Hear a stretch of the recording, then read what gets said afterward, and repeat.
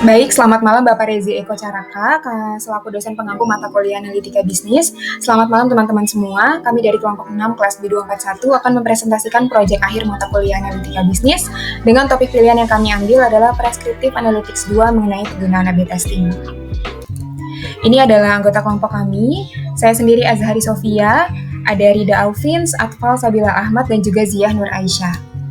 Baik, ini adalah overview yang akan kami bahas dalam presentasi kali ini. Introduction terkait kasus yang kami ambil.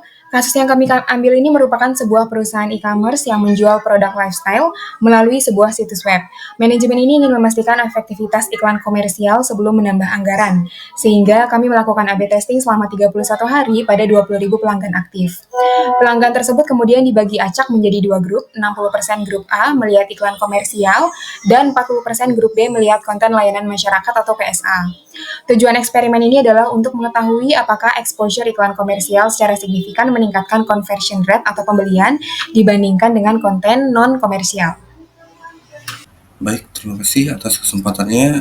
Saat ini saya akan menjelaskan terkait desain eksperimennya, yaitu terkait eksperimen kuantitatif dengan A/B testing dengan tujuannya untuk melihat pengaruh jenis iklan terhadap keputusan pembelian pelanggan. Eksperimen ini berlangsung selama 31 hari dengan melibatkan 20.000 orang pelanggan yang dibagi menjadi dua grup, di mana 60% menjadi pelanggan yang melihat iklan komersial dan 40%-nya adalah melihat iklan konten layanan masyarakat.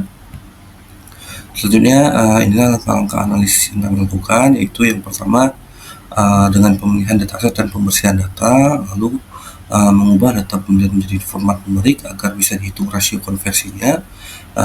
Dilanjutkan dengan melakukan perhitungan jumlah pembelian dan rasio konversi per grup yang menerima iklan dan melakukan visualisasi hasil untuk memberikan efektivitas iklan yang diterima. Dan yang terakhir, dilakukan pelabelan data terhadap rasio konversi yang didapat.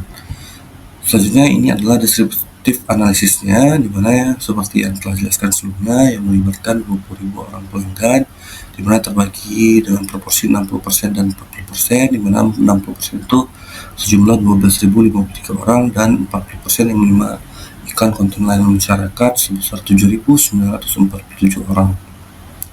Lalu berdasarkan data pembelian, dua grup eksperimen menunjukkan iklan komersial mendorong lebih banyak pembelian sehingga dapat menjadi strategi dalam meningkatkan pembelian pelanggan. Untuk selanjutnya, ini adalah distribusi jumlah iklan yang dilihat pelanggan dari kedua grup. Terlihat adanya lonjakan setelah jumlah iklan kelima yang dilihat oleh para pelanggan, lalu jumlahnya stabil di jumlah iklan yang berikutnya. Rasio jumlah pelanggan dari masing-masing grup tetap konsisten untuk setiap jumlah iklan yang dilihat, menunjukkan distribusi yang seimbang dan hasil yang valid. Terima kasih, selanjutnya akan dijelaskan oleh rekan saya. Kami memilih A/B testing karena memang metode ini memungkinkan perbandingan langsung antara dua konten, yaitu iklan komersial dan juga konten PSA secara objektif, sehingga kami bisa menentukan mana yang lebih efektif dalam mendorong pembelian. Pada slide ini terlihat hasil perbandingan antara dua grup eksperimen. Untuk X group yang melihat iklan komersial menghasilkan 803 pembelian, dan setelah diolah menggunakan RStudio mendapatkan hasil tingkat konversi di 6,66%. Sedangkan untuk PSA group yang hanya melihat konten layanan masyarakat hanya memperoleh 257 pembelian, dengan tingkat konversi 3,23%. Dari perbandingan ini, conversion rate grup X hampir 2 kali lipat lebih tinggi dibandingkan grup PSA. Ini berarti iklan komersial secara signifikan memang mendorong lebih banyak pembelian daripada hanya menampilkan konten non-komersial. Baik, untuk mengukur apakah ada perbedaan conversion rate antara grup X dan juga grup PSA signifikan secara statistik, kami melakukan uji chi-square 2 proporsi. Dan ini adalah hasil yang diperoleh. Jadi nilai X kuadrat atau chi-square-nya ini adalah 112,15. Dia menunjukkan bahwa ada perbedaan yang cukup besar antara dua grup eksperimen. Kemudian untuk p-value-nya kurang dari 2,2 dikali 10 pangkat minus 16, artinya probabilitas bahwa perbedaan ini terjadi secara kebetulan itu sangat-sangat kecil. Karena p-value-nya jauh di bawah 0,05, kita bisa menolak hipotesis 0 yang menyatakan tidak ada perbedaan antara kedua grup. Dengan kata lain, perbedaan conversion rate ini benar-benar signifikan. Kemudian proporsi penggunaan yang membeli di grup X ini adalah 6,66%, sedangkan di grup PSA 3,23%, sehingga conversion rate grup X ini hampir 2 kali lipat lebih lebih tinggi. Lalu untuk derajat bebasnya sama dengan 1 sesuai dengan perhitungan uji dua proporsi, yaitu jumlah grup dikurangi 1, dan juga untuk confidence intervalnya di 95%, untuk selisih proporsinya di 0,0284 dan 0,0402, yang artinya semakin menguatkan bahwa perbedaan tersebut nyata. Ya, jadi di bagian ini kami melakukan analisis lanjutan untuk melihat apakah jumlah iklan yang dilihat oleh pengguna yang kami sebut sebagai variabel ad count memiliki pengaruh terhadap kemungkinan pengguna melakukan pembelian atau made purchase. Nah, jadi tujuan dari analisis ini adalah untuk menjawab pertanyaan sederhana, apakah makin sering seseorang melihat iklan, maka makin besar kemungkinan mereka membeli. Jadi untuk menjawabnya kami menggunakan RStudio untuk metode regresi logistik ini karena variabel target kami yaitu made purchase hanya memiliki dua kemungkinan, beli atau tidak beli. Jadi model yang kami gunakan cukup sederhana, yaitu made purchase dan ad count, yang artinya kita ingin melihat apakah ad count bisa memprediksi made purchase. Jadi dari hasil analisis kami mendapatkan odds ratio sebesar 1,0067. Ini berarti bahwa setiap tambahan satu iklan yang dilihat, peluang seseorang untuk membeli hanya naik sekitar 0,67%. Namun peningkatan ini dinilai sangat kecil dan tidak signifikan secara statistik karena nilai p-value-nya juga sebesar 0,59 yang artinya lebih besar dari ambang batas 0,05. Jadi berdasarkan hasil lanjutan ini, dapat disimpulkan bahwa jumlah iklan yang dilihat tidak memiliki pengaruh yang cukup kuat terhadap keputusan pembelian. Nah, untuk slide berikutnya yaitu visualisasi hasil. Jadi di sini kami tampilkan dua visualisasi utama yang mendukung hasil analisis regresi logistik tadi. Jadi grafik pertama di atas menunjukkan hubungan antara jumlah iklan yang dilihat dan probabilitas pembelian. Garis trennya memang naik, artinya semakin banyak iklan yang dilihat, peluang untuk membeli juga ikut meningkat. Tapi perlu dicatat bahwa peningkatannya itu dinilai sangat kecil. Jadi misalnya saat pengguna melihat 2 iklan, peluang belinya itu sekitar 5,15%. Dan jika mereka melihat 10 iklan, peluang itu hanya naik menjadi 5,35%. Jadi meskipun arahnya naik, jumlah iklan tidak punya pengaruh besar terhadap keputusan membeli.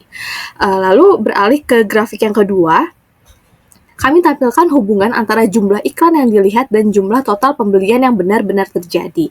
Nah, di sini terlihat bahwa saat pengguna melihat 1 hingga 4 iklan, pembelian cenderung rendah dan fluktuatif. Tapi begitu mencapai 5 iklan, jumlah pembelian menjadi meningkat tajam. Lalu setelahnya itu kembali stabil di angka yang cukup tinggi. Dari sini, kami menyimpulkan bahwa ada kemungkinan efek positif ketika pengguna melihat sekitar 5 iklan. Tapi setelah itu, kenaikannya mulai datar atau melambat. Artinya, efektivitas iklan ini mungkin mencapai titik optimal di sekitar jumlah tersebut. Jadi meskipun regresi logistik menunjukkan bahwa adanya hubungan ad count terhadap made purchase tidak signifikan secara statistik, grafik-grafik ini memberikan insight tambahan bahwa ada pola yang bisa dieksplorasi lebih lanjut, misalnya tentang jumlah iklan yang paling efektif, bukan sekadar semakin banyak semakin baik gitu. Nah, untuk pembahasan berikutnya dilanjutkan oleh rekan saya. Terima kasih. Oke, kemudian kita akan membahas tentang kesimpulan apa saja yang sudah kita bahas di presentasi ini. Oke, yang pertama kita bisa melihat bahwa berdasarkan hasil dari A/B testing yang dilakukan terhadap 20.000 pelanggan, kami menemukan bahwa iklan komersial secara signifikan meningkatkan tingkat konversi pembelian, yaitu sebesar 6,66% dibandingkan 3,23% pada kelompok PSA. Nah, kemudian uji statistik chi-square-nya juga menghasilkan p-value jauh di bawah 0,05 sehingga menandakan bahwa perbedaan ini signifikan secara statistik. Dan yang terakhir bisa kita simpulkan bahwa hasil regresi logistik menunjukkan bahwa jumlah iklan yang dilihat atau ad count itu tidak berpengaruh signifikan terhadap pembelian. Dengan odds ratio-nya hanya sebesar 1,0067 dengan p-value-nya 0,59. Dengan kata lain, eksistensi iklan itu penting tetapi meningkatkan jumlah tayangan saja tidak serta-merta meningkatkan konversi, atau eksistensi iklan lebih penting daripada kuantitasnya. Nah, kemudian apa saja rekomendasi yang kita bisa berikan, yaitu yang pertama kami menyarankan agar perusahaan fokus pada kualitas konten iklan, bukan hanya sekedar menambah jumlah tayangan. dari hasil regresi logistik menunjukkan bahwa jumlah iklan yang dilihat atau ad count tadi tidak signifikan terhadap konversi pembelian. Kemudian yang kedua, kita bisa rekomendasikan melakukan analisis waktu tayang iklan atau peak hours ya. Dari data deskriptif tadi terlihat bahwa jumlah pembelian mulai naik signifikan setelah iklan kelima lalu cenderung stabil. Nah, ini menunjukkan bahwa mungkin ada waktu tayang atau frekuensi optimal yang perlu dieksplorasi dengan menganalisis jam dan hari saat iklan ditayangkan gitu kan. Nah, perusahaan itu bisa memaksimalkan efektivitas berdasarkan waktu respon terbaik pelanggan atau peak hours tadi itu. Kemudian rekomendasi ketiga kita bisa ambil, yaitu kami merekomendasikan segmentasi pelanggan, yaitu mengarahkan iklan ke kelompok pengguna yang lebih responsif meskipun kelompok ad ini memiliki konversi sebesar 6,66% tadi dengan PSA hanya 3,23%, tapi belum tentu seluruh pengguna di grup itu merespon positif kan. Akhirnya dalam segmentasi ini kita bisa mengidentifikasi sub kelompok ya, karena pasti ada sub kelompoknya dengan tingkat konversi lebih tinggi sehingga campaign yang kita lakukan menjadi lebih efisien dan terarah gitu. Kemudian yang keempat, rekomendasi kami adalah melakukan eksperimen tambahan untuk menggunakan variabel lain yang belum diuji gitu. Dalam eksperimen ini hanya variabel ad count yang dianalisis terhadap pembelian. Kita bisa menguji variabel baru yaitu jenis produk gitu kan. Apakah produk tertentu lebih responsif terhadap iklan atau tipe konten iklan, video, gambar atau teks gitu kan, atau kanal-kanal penayangan tadi gitu. Jadi kita bisa memilih variabel-variabel yang bisa kita uji di situ. Kemudian yang terakhir, kita bisa mempertimbangkan penggunaan machine learning untuk mengoptimalkan penargetan dengan data dari 20.000 pelanggan. Gitu kita bisa menggunakan machine learning gitu kan. Nah, sekian presentasi dari kami. Terima kasih. Wassalamualaikum warahmatullahi wabarakatuh.